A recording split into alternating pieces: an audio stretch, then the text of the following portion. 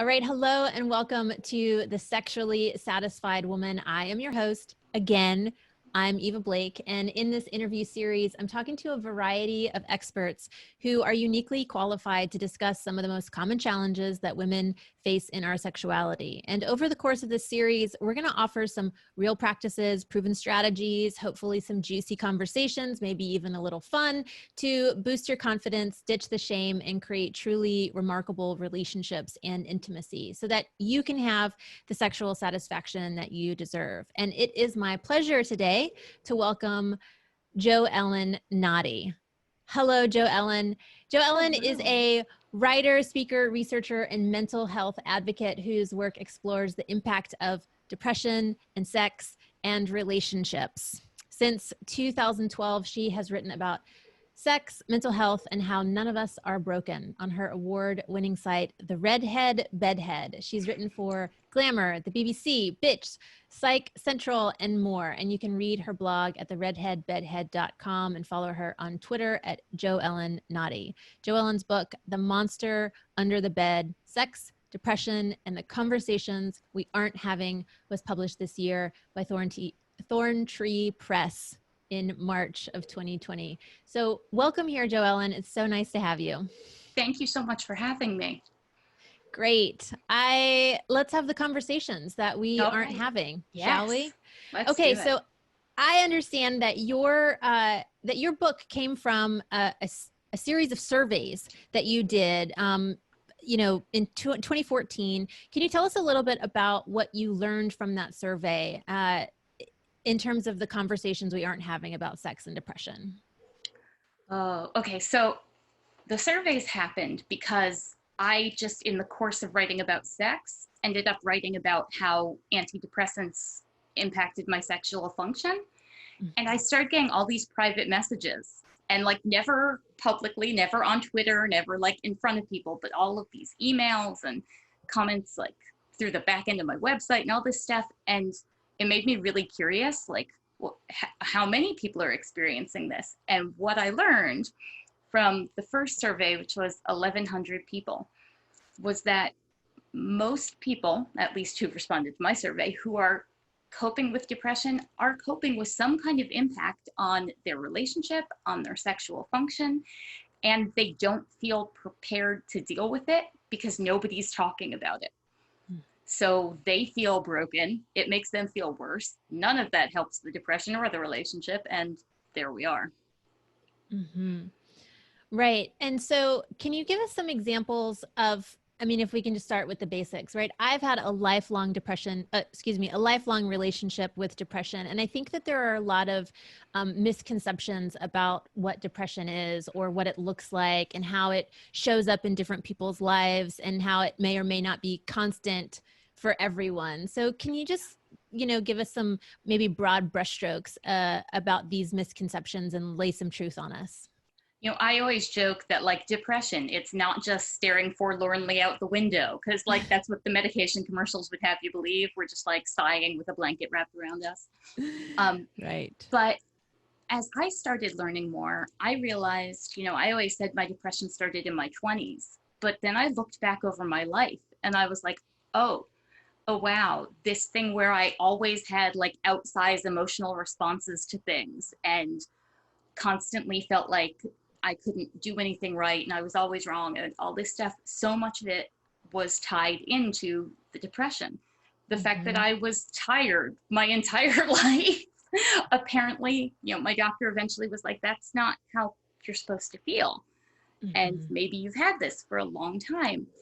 But I think the thing that we don't give enough credit to is like people with depression, we go out and party, we work really hard, we have sex, we have fun, and none of that means the depression's not there. It just means that we still live life, and it's sometimes it's right over our shoulder and other times it's we're feeling good, but none of those things are like evidence that depression isn't part of people's lives. And I think that's a confusing misconception for a lot of people. They think depression looks sad and lazy and cuddly and blankety and all that stuff, but It looks like a lot of things. And some of those things can be really intense. Some of those things can be anger. And we don't expect that. We expect depression to look and act a certain way. And it doesn't play by the rules we made up in our heads. Sure. Yeah. I mean, that's why I say I have a relationship with depression because, you know, even when there are days when I feel fantastic and I feel alive and like my shoulders are back and my head is up, it's not like it went away, you know, it didn't go away, but I'm also not feeling depressed today. Right. And I think that that's one of the challenges of being, you know, being with depression as a thing that exists in life is that it can fluctuate so much and it can look really different when you're on the outside as a partner and interacting with someone who has depression. So I'm curious if you could tell us a little bit about what you learned from that survey from 2014 when people were telling you, how is this impacting their relationships? So the very first survey, so I did a series. There were surveys and there were interviews and all this stuff. Great. The very first survey was very focused on sex. And I fell into a trap that a lot of us fall into when talking about sex and depression. I gave all of these options for answers that assumed depression made sex go away, like you had less sex. And so the big shocker for me came out of the first set of interviews when 25% of the respondents had more sex when they were depressed. And so that took us down a whole rabbit hole where the two next sets of interviews, we talked about, did you have more sex or less sex? And if you had more sex, what was that like? And for some people, it was, you know, sex is comforting for me. For other people, it was like a form of self-harm. For some people, it was, I needed to feel attractive. And for other people, it was, I was on a medication that amped up my sex drive and suddenly I wanted to have sex all the time. So it was this wide variety of experiences, none of which I was prepared for at all because I bought into the idea that depression takes away sex. And it made me revisit things in my life where I was like, well, I didn't have a depressive episode then. You know, look, I was dating all the time and I was having all this sex. No, I was having a different depressive episode. And that was a huge shock for me. Wow. Yeah. Wow, I'm actually stunned by that by that percentage, that a quarter of the respondents were saying I'm having more sex, and it's making me in this moment actually rethink, well, what was that about? Okay. Yeah. It's great awareness to be thinking that you know, the thing that we see on television or the thing that we see depicted in the movies may not be true for every single one of us. So when you were doing this research about the relationship between depression and relationships, what were you finding in that space? That was another, like, there was a point where the whole project shifted. And it shifted because what I came to realize was that we were saying depression impacts your sexual function, you have less sex, that damages your relationships. What we were missing was that it's actually not the depression. Depression doesn't kill your relationships. What people were reporting was it was resentment. They didn't know how to navigate depression. Their partners didn't know how to talk to them about it. They didn't know how to support each other, and they ended up resenting each other. So the people who reported to me, oh, my partner learned about depression and we worked on it together, they were the ones who maintained their relationships. And the ones who came back to me and said, like, he said it was my problem, she didn't think I was trying, whatever, they were the ones where the relationships ultimately died. And looking at, again, my own relationships, I was like, oh yeah, that's totally true. I resented the hell out of, you know, my ex-husband or whoever. And that was like the big shift, was from depression kills our relationships to not knowing how to handle depression and thus resenting each other kills our relationships. Right.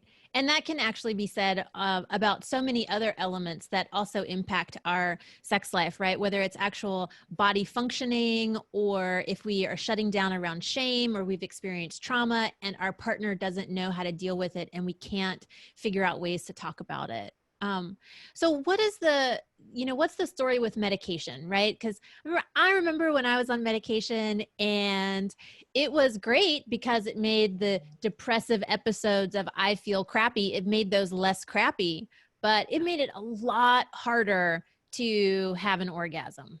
Yeah. And that I just couldn't tolerate that.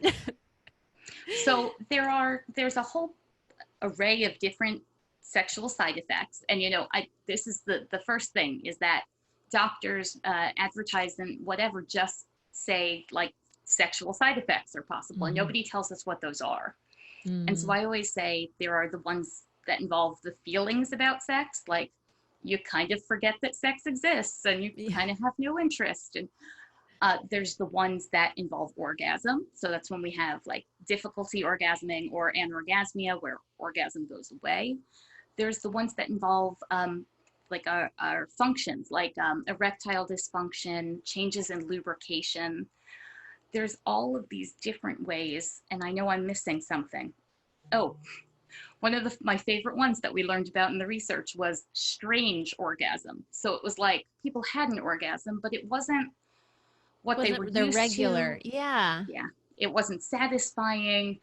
So there's all of these different ways that medications can impact our sexual function. And a lot of times what'll happen, especially, this came a lot from the people who had erectile dysfunction, their doctors would handle it by giving them Viagra. So instead of addressing like this medication is doing this to you, they would pile another medication on. And so how did that work? How did that work for those people? My favorite response about it, the guy said that taking Viagra while on an antidepressant made him feel like he was walking around a city with really tall, really big buildings, but he couldn't touch them or go in them or enjoy them at all. They were thus just there and really big. So he had the erection, but it wasn't a pleasurable experience. It just was there. And, I know that's not universal, and some people, they take the multiple medications and they're fine. But for others, it's a real problem. That enjoyment, that pleasure, that function goes away. In the survey that the mini surveys and interviews that you did you get a sense of how long people were in the cocktail experimentation phase? I remember that as well. Maybe if you do this, or maybe if you do that, or we up this one or down this one. So I'm just curious what you found when you were looking at a big body of knowledge. And what I'm about to say, I think, comes largely from the fact that we don't talk openly about this stuff much in society. I found there were like two factions of people, and neither knew the other existed. So there were people, more. There were the people who were like, at the beginning, we tried a couple medications and then we figured something out, or we tried a couple medications and then I stopped with medications, and it was like a fast process. Then there were people like myself where it was like, so after 10 years, we tried, 20 different meds, and I went back to the one that worked kind of okay. And so there was either this like long, drawn out process, or there was this like short, quick, that didn't work, moving on thing. It might just be that the people who had experiences in the middle weren't talking about them, but what I heard the most of was the ones who it went fast and either they got it or they didn't and left medications, or the ones who just kept trying over and over. And, there were some things, like a couple of people talked to me about, I got on this medication. It gave me these sexual side effects. I figured out how to work around them. So then that worked for me. And so there was a little bit of that too. Like, rather than jiggering with the medication, they played with the other things they tried in life. Wow. I mean, in terms of the folks who weren't saying, I figured a workaround, what were those folks reporting as their access to seek help or to find relief or to, discover the workaround, right? So what was their support like? For a lot of them, it was almost non-existent. People were really frustrated. There was a lot of reporting, like trying to talk to doctors about it and kind of being shot down, being shamed, being told, is sex really that important? We're trying to fight depression. So, clearly you should be focused on that. And like, I get it. There are times when depression is an all hands on deck emergency and you do what you can to survive. But like more and more, I saw that a lot of people were being told that for years it was normal and expected and they should just live with it, that if they wanted any relief from the depression, they had to give up sexual function. That's harsh. It was brutal. When I got the first survey, I sat and I printed it out. I went and got it all like bound and stuff. And I was sitting there reading it on a plane, bawling, because I realized A, this isn't just me, but B, this is happening to so many people and they all think they're the only ones and they all think something's wrong with them. Right. And how sad it is that, we go to a professional, right? And we trust them and we, invest in ourselves through them and we trust them with the medication and then they say, you don't get to have sex, right? Or they say, you really shouldn't think it's that important, right? And so that translates to something that is important to you or something that is integral to your life is something that you have to give up now, right? I mean, just a harsh reality to have to wrestle with that, right? Yeah. And, and a big problem, a big thing that kind of brought us to this point is that doctors are not adequately trained to talk about sex. What I found researching the book was that unless their specialty involved genitals, they got a minimum. It was usually something like 4 hours over medical school, like over the entire years of medical school, 4 hours of sex-specific treatment. So that leads to a lot of people who try and talk to their doctors and their doctors aren't prepared for that conversation. And they kind of get the like, oh, that's not my thing to deal with. Yeah. Right. Right. And so if the doctor is uninformed and or anxious about their own stuff and feeling ashamed about their own stuff, there's no way that they're going to cross that gulf, right? Unless they absolutely have to. And I think that there's some element of truth of that for a lot of regular, quote unquote, regular like psychotherapists or psychiatrists. I've had so many people who come to my practice who say, I've done talk therapy so much. And every time we get close to the issue of sex, somebody in the room shuts down and we just can't go any further. And so, thank God they can talk to somebody about sexuality without, feeling that much anxiety. So I just really want to thank you so much. It was a joy to connect and learn from you today. And to all of our viewers, please come back tomorrow for another expert conversation around sex and satisfaction and relationships. And I'll see you then.